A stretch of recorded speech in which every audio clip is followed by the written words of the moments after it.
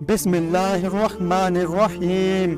حضرت انس بن نضر رضی اللہ عنہ ایک صحابی تھے جو بدر کی لڑائی میں شریک نہیں ہو سکے تھے۔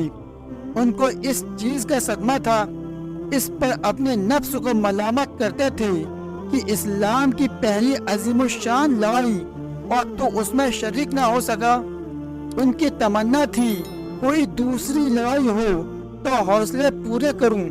اتفاق سے احد کی لڑائی پیش آ گئی جس میں یہ بے بہادری اور دلوری سے شریک ہوئی۔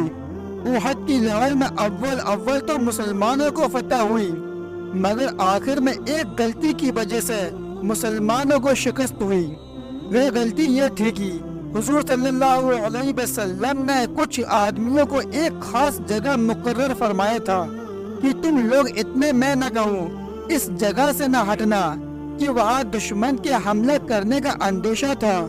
جب مسلمانوں کو شروع میں فتح ہوئی تو کافروں کو بھاگتا ہوا دیکھ کر یہ لوگ اپنی جگہ سے یہ سمجھ کر ہٹ گئے کہ اب جنگ ختم ہو چکی ہے، اس لیے بھاگتے ہوئے کافروں کا پیچھا کیا جائے اور غنیمت کا مال حاصل کیا جائے۔ اس جماعت کے سردار نے منع بھی کیا۔ حضور صلی اللہ علیہ وسلم ممانعت تھی یہاں سے نہ ہٹو، مگر ان لوگوں نے یہ سمجھ کر کہ حضور صلی اللہ علیہ وسلم کا ارشاد صرف لڑائی کے وقت کے واسطے تھا، وہاں سے ہٹ کر میدان میں پہنچ گئے۔ بھاگتے ہوئے کافروں نے اس جگہ کو خالی دیکھ کر اس طرف سے آ کر حملہ کر دیا۔